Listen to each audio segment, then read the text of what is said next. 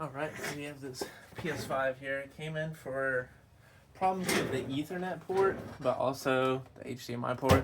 After checking the Ethernet port, I think that the Ethernet port is fine. I think that they just have like a smaller, like short, not as long, not as thick, like Ethernet cable, which those can actually fall out of the port, which was what the issue was. Because we plugged it up to our Ethernet port and it has like a longer extended end on the cord on the end of it, and that one worked just fine. So I think nothing's wrong with the Ethernet port. We can always check it out though whenever we open it up, but the HDMI port is broken. It needs to be fixed.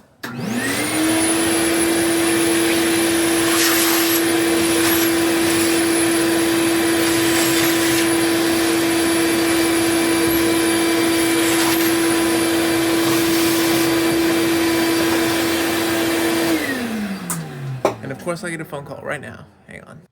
Alright, so I already disassembled some while I was on the phone because I am on a time crunch today. But this thing is a little dusty. Just gonna get some of the little stuff off here.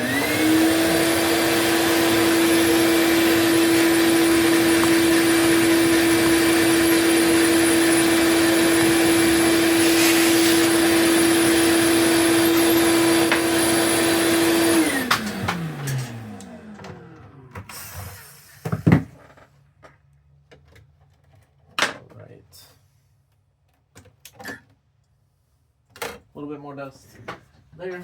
Let's get that off.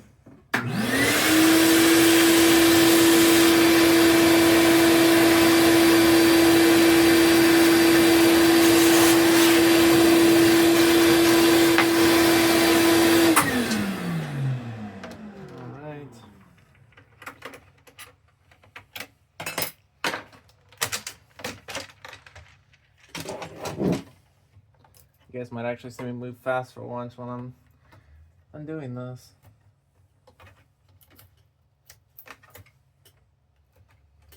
A little bit warmed up today.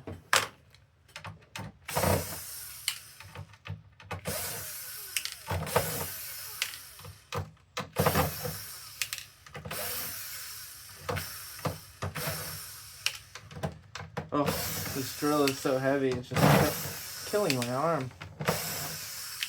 Definitely gonna need to change this.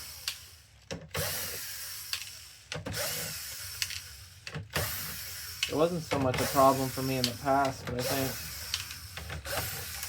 how many consoles that come in, I think that's been the difference. It's just been an influx of more consoles than normal, so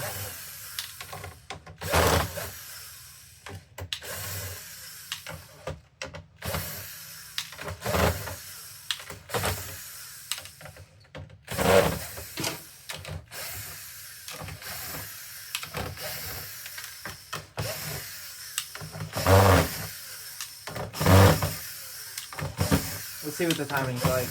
We'll see if, I don't know how much time there is on the recording yet, but we'll see if it's within 7 minutes. I don't know what the fastest is, though. I think the fastest is like 5 minutes that I've recorded straight through. I don't know. I feel like I'm moving quick, but I'm probably moving really slow. You can never tell until you like watch the video back and then see how slow you're actually moving. That's always the worst, right? You feel like you're moving really fast, but you're not. That side. And then we're gonna do this side.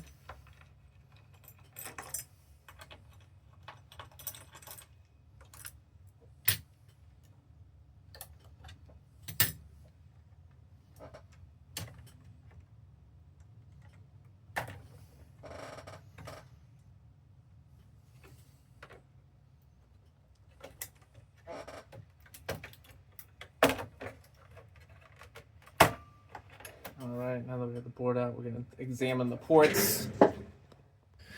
After taking a closer look at the Ethernet port, nothing is wrong with it. It looks perfectly fine. I think it's just the issue of what I said, which is that their Ethernet cable, because all Ethernet cables are different pretty much. Some of them have shorter ends, some of them have longer ends. And the ones with the longer, more fat ends on them will typically stay inside of electronics a little better than the shorter ones. And that's probably what's happening here in this situation. because the port itself looks fine. I checked all the pins in the back behind the port too, and all of those are still stable. Because normally what happens is whenever people plug in the Ethernet cable into the Ethernet port, they plug it in too hard, and it breaks every single one of those pins off of the board back there, and all of those have to be retraced. I think there's like 8 of them. 1, 2, 3, 4, 5, 6, 7, 8. Yeah, so it breaks all 8 pins off the board, and it rips up the pads, and they need to be retraced and stuff like that. But this one is good. The Ethernet port cable is good. HDMI port was broken though, so that is the main repair that we're in here for. So we're gonna go ahead and heat this up. Hopefully get it off. I had to turn the AC on because it was getting too hot in here. Also, the timing for disassembly was 4 minutes and 33 seconds, but I also paused the video to take a phone call. So I think I was right on par with my 5-minute disassembly time.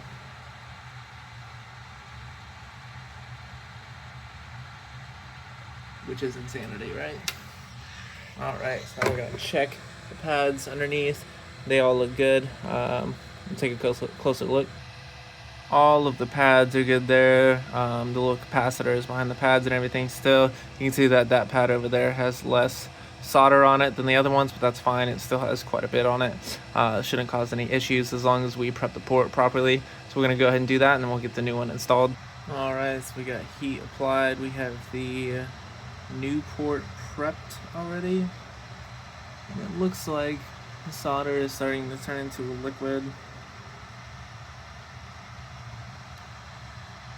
Looks good. I'm going to try placing the port down.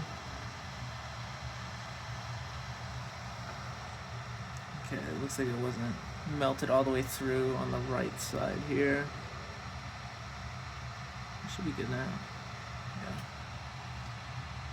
Alright. I'll just let that heat up a little bit. Yeah, it's significantly cooler in here now, so it takes a little bit longer for the port replacements to happen. I may need to turn off the air conditioning.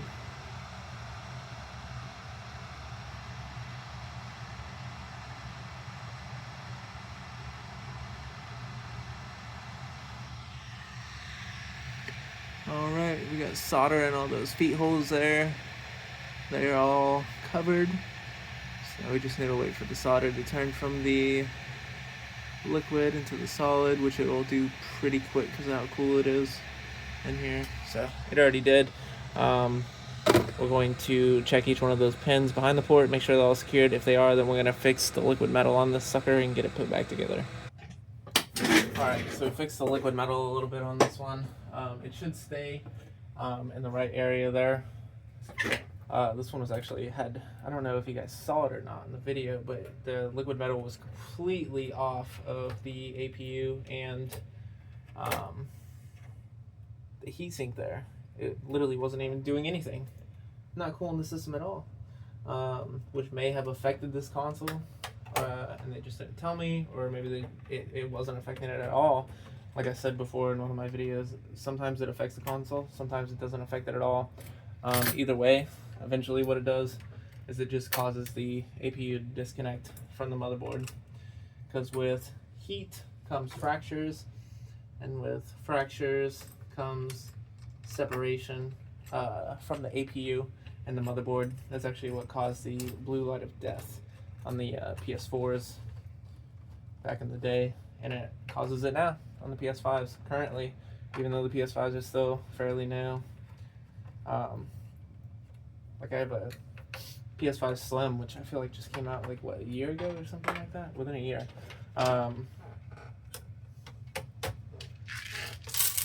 And I have one sitting in my shop right now that was just dropped off, and they just came out. And I was looking at it because the guy said it was overheating. And even just after like popping off the side panels and stuff, there's almost no dust in it. It's strictly the liquid metal. So, kind of wild. Like I said though, this one probably wasn't even, turning off on them or anything, and the liquid metal was nowhere where it should have been.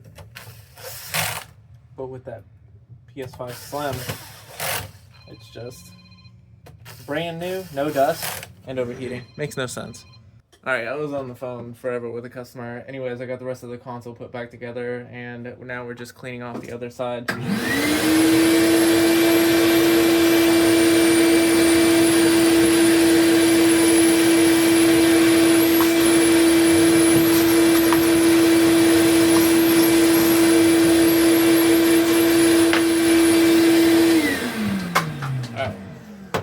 Got that cleaned up, we can go plug it in and test it out, make sure that everything is working.